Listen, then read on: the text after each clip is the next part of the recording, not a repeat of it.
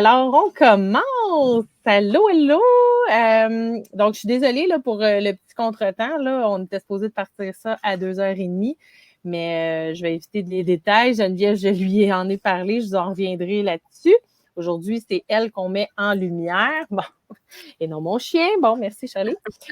Donc, je me présente, Marie-Claude Meunière. Je suis adjointe virtuelle, créatrice numérique et je suis la chef de clan de la Montérégie-Ouest du RMA.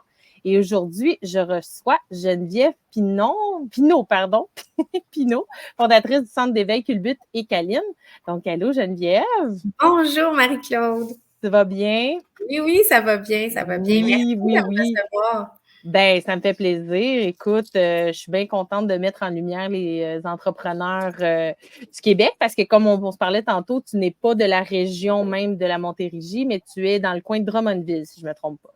Oui, ben, je suis nouvellement dans le coin de Drummondville parce que moi, j'ai eu une entreprise pendant 17 ans à Belleuil. Ah bon, ben, Oui, la Montérégie. Je connais la Montérégie, mais c'est ça, nouvellement à Drummondville depuis le 1er octobre, en fait. OK, parfait. Puis, qu'est-ce qui t'a amené vers ce coin-là? Ben en fait, c'est vraiment un coup de cœur personnel pour une petite maison dans un petit village près de Drummondville. Puis c'est à partir de là que j'ai décidé d'installer ma nouvelle entreprise après la vente de mon école maternelle. Oui. OK. Ben, je te comprends, moi aussi. C'était un coup de cœur qui m'a emmené un petit peu plus loin là, dans la Montérégie, là, au niveau de Beauharnois. Ben, c'est ça. Présente-nous, dans le fond, ton entreprise, Centre d'éveil. Moi, je suis allée voir un petit peu sur tes réseaux sociaux, puis je trouvais ça super intéressant. Fait que j'aimerais ça que tu nous parles de ce que tu fais exactement. Ben le centre d'éveil Culbute et Caline, c'est vraiment, tu sais, le mot est important dans le sens où un centre d'éveil, ça existe pas. On a vraiment créé quelque chose de nouveau. Ce qu'on veut, c'est mettre ensemble les parents et les enfants pour apprendre, principalement entre 3 et 6 ans, parce que moi, je suis une spécialiste du préscolaire. Puis c'est ce qui me tient à cœur aussi dans l'apprentissage, parce que je sais maintenant que quand on a des bases solides dans la lecture, l'écriture, les mathématiques, on est toutes dans les préconceptions, mais quand ces préconceptions-là sont bien ancrées, bien solides, ben on arrive à se débrouiller mieux dans notre parcours scolaire. Et moi, j'ai fait ça pendant près de 20 ans toute seule, c'est-à-dire que je m'occupais des enfants, je les préparais pour l'école et il manquait un élément essentiel dans ça, c'était le parent. Parce que le parent a besoin de comprendre comment le cerveau de son enfant fonctionne, quel genre d'apprenant il est, qu'est-ce qu'il a besoin pour apprendre, c'est quoi ses forces, c'est quoi ses talents, c'est quoi ses défis. Parce que tant et aussi longtemps, tu sais, je veux dire, moi, je l'ai fait longtemps là, de rencontrer les parents dans mon bureau, expliquer comment ça marche, qu'est-ce qui se passe avec leur enfant, mais tant et aussi longtemps qu'ils ne vivent pas en situation d'apprentissage, je pense qu'ils ne peuvent pas être vraiment conscients de ce que c'est. Non. Alors, on est dans toute la reprise du pouvoir parental au niveau de l'éducation, remettre le parent dans son rôle, mais surtout le plaisir et de faire comprendre aux parents à quel point c'est important puis c'est puissant ce lien-là dans l'apprentissage. Ben, c'est super. Ça, pour vrai, ben, c'est ça, comme tu dis, ça n'existe pas vraiment, là, ce genre de centre-là. Mais quand tu disais, moi, je préparais les enfants, qu'est-ce que tu faisais avant d'avoir ton centre? Moi, j'avais une école prématernelle privée. OK. Fait que on avait des enfants de 3 à 6 ans, puis on faisait en fait du préscolaire à la maternelle. On avait des enseignants. Fait que c'était vraiment une petite école. OK. Puis là, voyant qu'il y avait un manque, toi, tu as décidé Oui. de partir ça. Donc, c'est ça qui t'a motivé à démarrer ton entreprise, là. Oui, en fait, c'est donner un regard différent aux parents sur leur enfant, puis c'est leur donner des mots pour pouvoir bien les représenter dans le système, en fait. OK. Pour vrai, c'est super intéressant parce que j'ai vu ton centre, ben, le centre sur ta page, là, puis de voir, tu sais, moi, pour ma part, pour avoir suivi un peu des cours quand ma fille est née, là, on a des cours un peu, savoir les massages ici, pour bien les comprendre et tout. Là, je trouvais, là, c'est sûr que moi, la mienne, elle est née pendant la pandémie, là, fait qu'on n'a pas eu la chance de faire plein de choses d'éveil, là, que des fois, les CLSC ou en tout cas, on avait une maison de la famille là, qui offrait ce genre un peu, là, ce genre d'événement-là. Là, fait que j'aimerais vraiment ça. Puis, est-ce que toi, en tant qu'entrepreneur, présentement, c'est quoi les défis, justement? Parce que, comme tu dis, ça n'existe pas, donc tu as nécessairement rencontré des défis ou tu en rencontres encore, là? C'est un énorme défi auquel je m'attendais pas, en fait. Parce que, en plus de démarrer une entreprise, je suis en train d'inculquer des nouvelles valeurs éducatives dans la société québécoise, en fait, c'est ça. Hein? Que la bouchée est grande en Titi parce que c'est ça, c'est de ramener les parents dans leur présence, essayer de, tu sais, on est dans un mouvement de société où, ben, tu sais, on a de plus en plus d'entrepreneurs, on a de plus en plus de mamans entrepreneurs, on a de plus en plus de télétravail. On a une génération de nouveaux parents très conscients de cette performance-là qu'on a inculquée puis qui est un peu too much. Là. Fait qu'il y a quelque chose dans le retour des valeurs qui se met en place au niveau social. Mais là, de l'incarner dans le vivant puis de faire des choix de famille différents. Puis de reprendre du temps pour ses enfants, puis même peut-être de choisir de faire l'école à la maison, c'est un grand changement social. Ah, oh, tellement. Je suis tellement d'accord avec toi. C'est gros. C'est gros. Il y a beaucoup d'acteurs autour de moi dans mon univers qui, dans des domaines différents, vont avoir un message qui est similaire au mien, mais on n'est pas beaucoup à voir la vie de cette façon-là, puis à avoir une vision d'avenir vraiment différente pour nos enfants, parce que, sérieusement, on est dans la création du nouveau monde en éducation, là. Vraiment, vraiment. Oui. Oh oui, ben, je le vois, là, même moi, comme je disais, là, tu le dis, on est plusieurs mamans. Moi, je suis nouvellement entrepreneur. Là, avant, j'ai été salariée, donc je veux pas, on est toujours à la course, il faut toujours se dépêcher parce que, bon, on a des exigences, puis je le vois, là, aujourd'hui, j'ai le goût de passer plus de temps avec ma fille, j'ai le goût d'être plus présente, fait que moi aussi, je suis en train de vivre, comme tu dis, ce nouveau monde-là, de cette nouvelle façon de penser-là, de prendre plus son temps pour pouvoir, parce que finalement, on ne fait pas des enfants pour tout de suite, comment je dirais, les shipper, puis pas passer de temps avec eux, puis après ça, dire « Ah, Colin, j'aurais donc dû passer plus de temps, je les ai pas vus grandir. » Puis, mais c'est pas juste la culpabilité du parent dans ça aussi, c'est les dommages que ça crée au niveau du cheminement, parce que veux pas, la vie scolaire d'un enfant, c'est presque toute sa vie, là, tu sais. Fait que quand ça, c'est un peu bousillé, ça a des impacts pendant tout le reste de sa vie adulte. Tu sais, même lui, son rapport, quand il va être adulte, son rapport à l'école pour ses propres enfants va être teinté de cette expérience-là qui est un peu douloureuse, là. Tu sais, moi, je te dirais que je vais oser dire qu'elle n'est pas un peu douloureuse, elle est très souffrante, là. Le parcours de nos enfants, tu sais, moi, j'accompagne les nouveaux enseignants à l'université. En fait, je les accompagne dans les classes. Et fait que la souffrance scolaire, je la vois. Je la vois parce que je suis dedans, je la vis.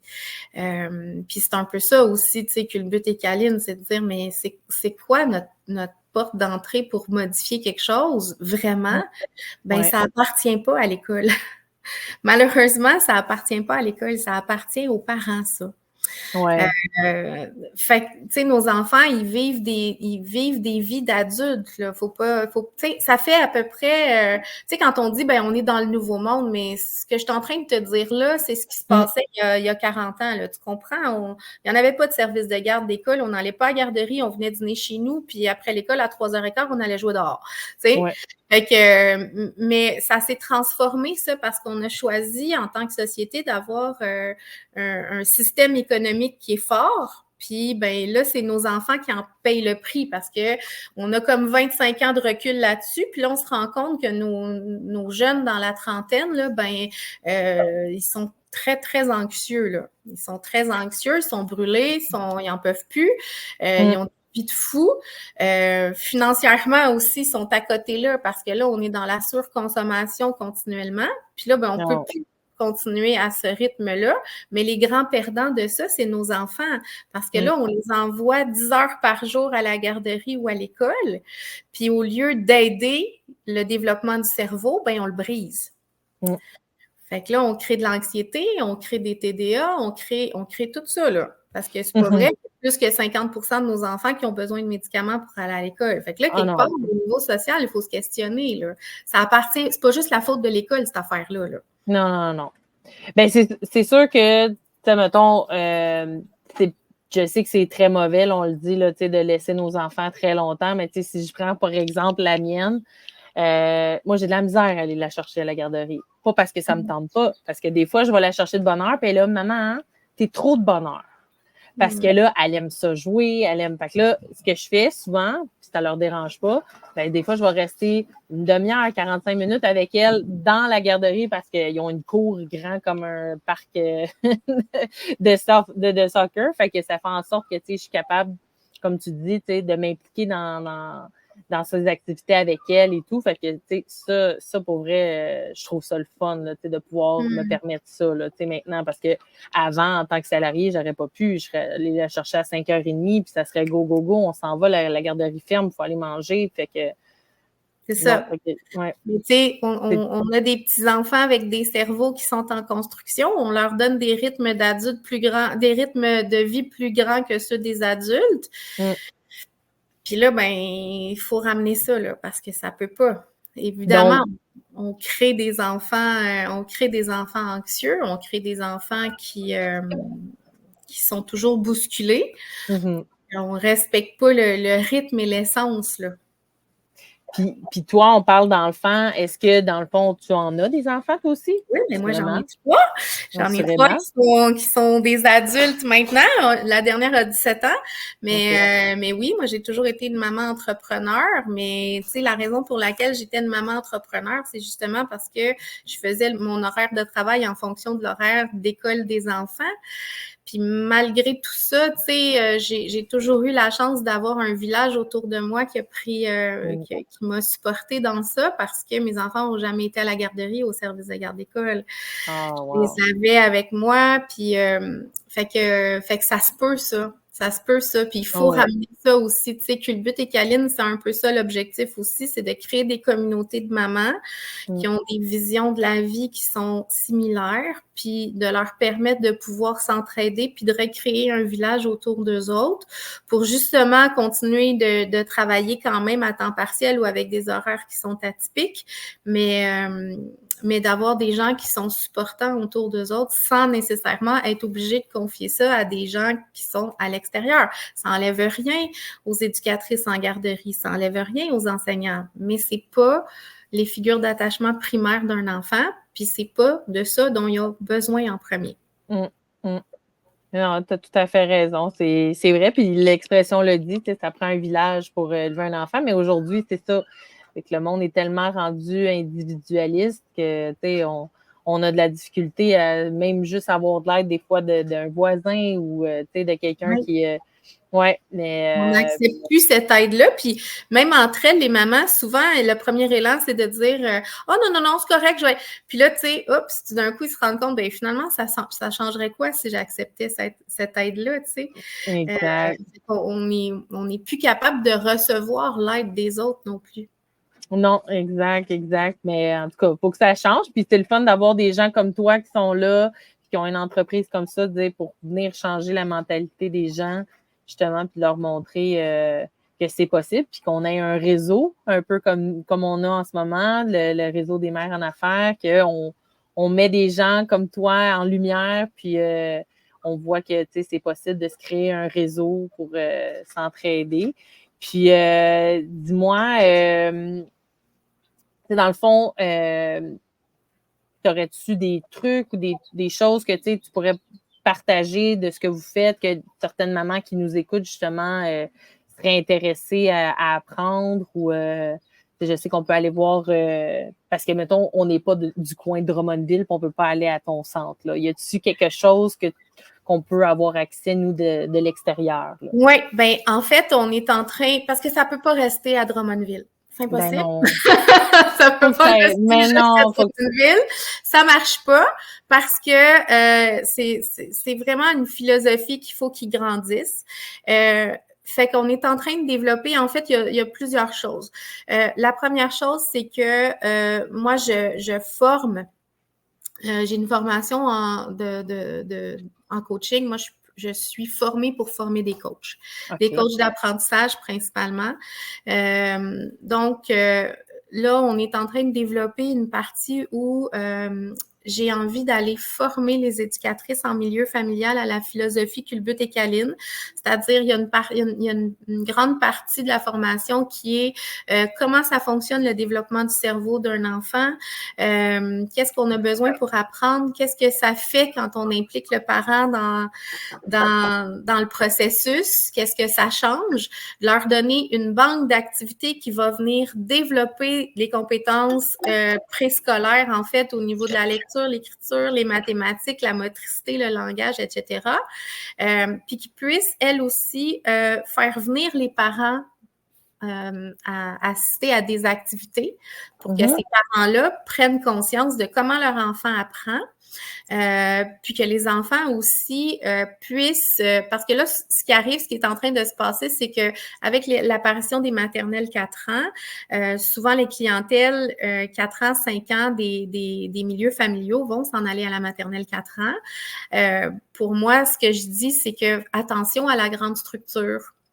Avec nos enfants qui sont hypersensibles de plus en plus, puis qui sont facilement en surcharge sensorielle, est-ce que la grande structure est nécessaire? Quand on a un milieu familial, une personne qui prend soin de nos enfants depuis qu'ils sont au monde, est-ce qu'on est mieux de les déraciner plus tôt ou bien de continuer dans ce milieu-là jusqu'à ce que l'enfant soit assez mature pour prendre les apprentissages scolaires dans la grande structure. Fait que mes alliés, en fait, dans le système, c'est les éducatrices en milieu familial parce qu'ils ont cette porte d'entrée-là déjà chez les parents. Fait que c'est un programme qui va former les éducatrices puis qui va former les parents aussi pour que autant les éducatrices que les parents aient la même ligne de pensée. Puis qu'ils se comprennent là-dedans, puis que les parents comprennent pourquoi ils vont s'impliquer dans le milieu de garde aussi, un peu comme toi tu fais. Mais on va donner des mots scientifiques sur qu'est-ce que ça crée vraiment chez votre enfant. Fait que ça c'est à la grandeur du Québec. Ensuite, on veut faire grandir Culbute et Caline. Ça veut dire que ceux qui ont envie d'ouvrir des Culbute et Caline, ben ça peut être des profs qui vont prendre une formation de coaching qui dure 100 heures où on va déprogrammer tout ce qui s'est passé dans le système, puis on va reprogrammer ça du bon bord dans un nouveau paradigme. Puis on a aussi la possibilité de se déplacer dans les petites communautés qui ont envie de se créer, chez les parents qui disent, ben OK, nous autres, je sais pas moi, on a un grand terrain, on a une grange, on a, je sais pas moi, 8 familles, ben on se rassemble ensemble, puis moi, ben une fois par semaine, je m'en vais chez vous, puis on s'assoit 2 heures ensemble, parce que c'est pas long, hein, c'est une fois ou 2 fois 2 heures par semaine.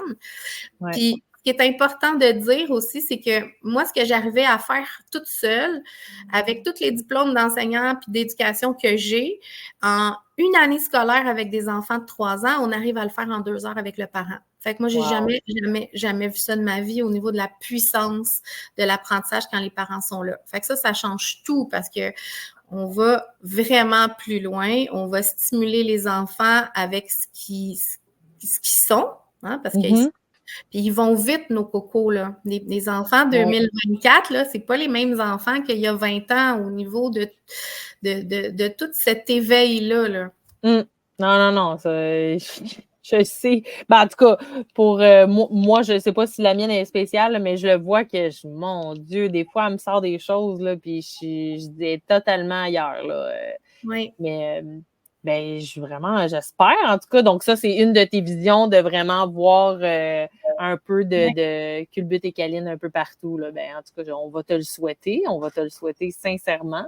Mais Parce que merci. pour vrai, c'est vraiment des choses qu'il faut qu'ils se voient, comme tu dis, avec le type de communauté qu'on a de société, il faut que ça change. Il faut que nos enfants puissent avoir une différente mentalité pour les prochaines générations. Ben, en fait, ça leur prend des racines. Ouais. Le problème, c'est que, puis là, tu sais, je parle pas des enfants individuellement, je parle de ce que je vois en général, c'est que nos enfants ont plus de racines. Tu sais, toi, tu déplanterais pas une plante qu'un arbre que tu as planté si tu sais que ses racines sont pas assez grosses pour le changer de terre. Mais avec nos enfants, on fait ça régulièrement, puis c'est pas grave. On se dit, ben non, ils vont s'adapter. Fait que tant et aussi longtemps que les racines d'attachement sont pas assez solides, en fait, là, c'est ça culbute et câline, c'est qu'on donne les racines d'attachement. Puis tu sais, on n'est pas, je suis pas toute seule à penser comme ça, hein. Tu sais qu'il y a que les Occidentaux qui déracinent leurs enfants comme ça, là. Les autres cultures, ils gardent leurs enfants proches d'eux autres, là. Tu sais, il y a des pays, tu sais, par exemple, en Finlande, où ils ont les meilleurs résultats scolaires au monde, ben, tu sais, en Finlande, ils commencent l'école à 7 ans, puis ils vont à l'école 3 heures par jour. Ouais, c'est ça. Vois-tu qu'il y a quelque chose dans ces racines-là qui sont importantes. Puis, ben, l'urgence aussi, c'est que nos enfants sont vides de liens. Fait qu'en fait, on passe notre journée en tant que prof ou éducatrice, puis tous ceux qui sont là à l'écoute puis qui font ce métier-là vont très bien comprendre ce que je suis en train de dire. C'est qu'on passe notre journée à les remplir au niveau émotionnel. Mais pendant que je remplis ce vide émotionnel-là, je peux pas remplir ici.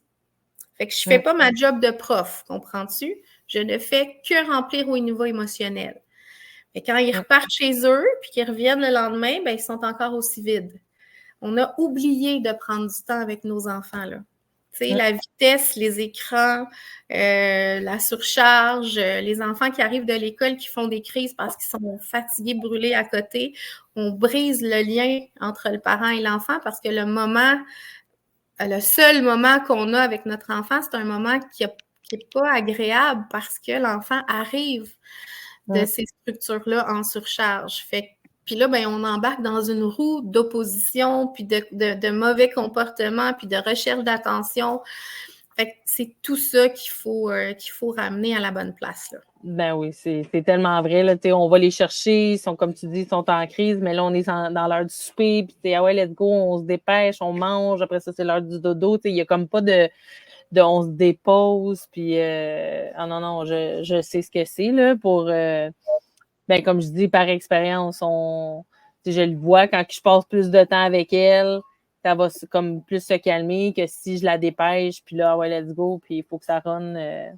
Oui, parce que, tu sais, tu me disais tantôt, as-tu un conseil là, pour les parents, mais tu sais, le conseil le plus important, c'est que la nourriture émotionnelle pour un enfant, elle est plus importante que la nourriture physique.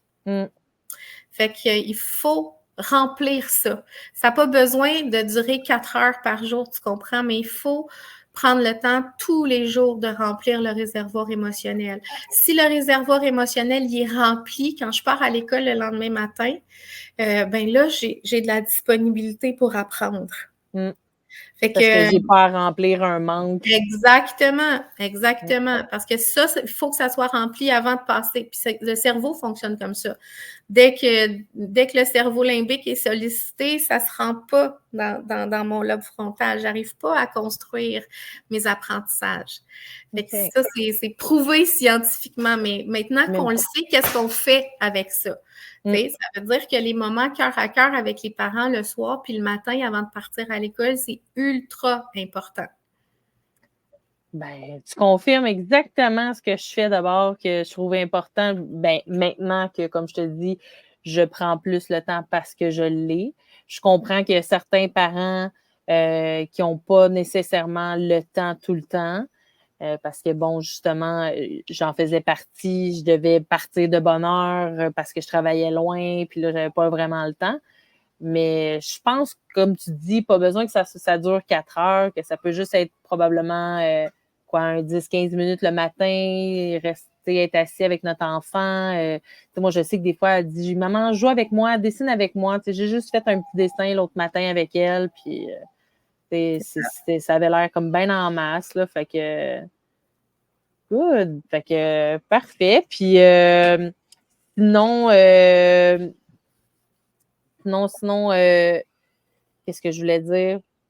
Si, admettons, tu avais un conseil plus entrepreneurial, c'est quelqu'un qui, comme tu dis, voudrait se lancer là, dans ce genre de... Est-ce que tu aurais... parce que tu as dit que c'était pas facile tantôt. Vu qu'on est dans un groupe de femmes entrepreneurs ou de femmes, mettons, peut-être qui aimeraient se lancer ou qui Mais tu aimeraient sais, je pense apporter une qu'il faut être contribution. très, très enraciné dans ses valeurs, tu sais, dans ce qu'on offre. Tu sais, moi, je suis profondément convaincue de ce que je fais. J'arrive pas non plus sans expérience. Tu sais, moi, c'est 25 ans d'expérimentation, puis de recherche, puis d'observation, tu sais, qui m'amène à faire ça. Fait que, tu sais, faut être excessivement ancré dans ses valeurs. Tu sais, moi, j'y crois tellement que je peux plus dire autre chose. Mais en même temps, tu sais, c'est pas juste une croyance qui arrive du ciel, c'est ce que j'ai vécu. Tu sais, j'arrive avec un bagage, là. Oh oui. La première chose, c'est vraiment ça, c'est de s'enraciner dans ses valeurs, là. Ah, super. Je voulais aller voir justement s'il y avait des gens qui avaient peut-être des questions sur le live. Je vais juste aller vérifier si on avait des questions. Je n'ai pas l'air à nous voir justement. Mais bref, si les gens ont des questions pour toi par rapport au centre, ils vont pouvoir communiquer avec toi directement. Soit par Messenger ou bien Puis je mettrai les liens de ta page, ça c'est sûr et certain. Puis est-ce que tu avais un dernier petit mot à nous dire sur ton centre ou sur en fait, on n'a pas parlé du volet école à la maison aussi. Tu sais, oui, j'accompagne les OK. parents qui décident de faire ce saut-là. Oui. On a aussi, à partir de septembre, on aura une partie centre d'apprentissage libre où les parents qui font l'école à la maison viennent un après-midi par semaine, se rassemblent, puis tu sais, ils vont créer des activités d'apprentissage pour les enfants. Fait que ça, c'est beau parce que moi, je suis là pour accompagner le parent dans son rôle, mais c'est vraiment eux autres qui prennent ça en charge, puis ça permet aux enfants de rencontrer d'autres enfants, puis justement de créer des liens entre les parents. Donc, voilà, c'est ce qui se dessine pour Culbute et Caline. Ah, ben en tout cas, comme je te disais tantôt, on va te souhaiter énormément de succès parce que je trouve que c'est vraiment un beau projet que tu as lancé, quelque chose de vraiment innovateur là, qu'il faut qu'il pondent des petits partout. Donc, on va espérer de voir des culbutes et câlines un peu partout au Québec d'ici quelques années. Bien, merci. Fait que, ben, je vais te souhaiter une belle fin de journée, puis merci beaucoup d'être venu sur Entreprenel en direct. Puis on espère bientôt se reparler. Ben, merci infiniment. Bonne continuité. Merci. Merci. Bye Bye bye. bye.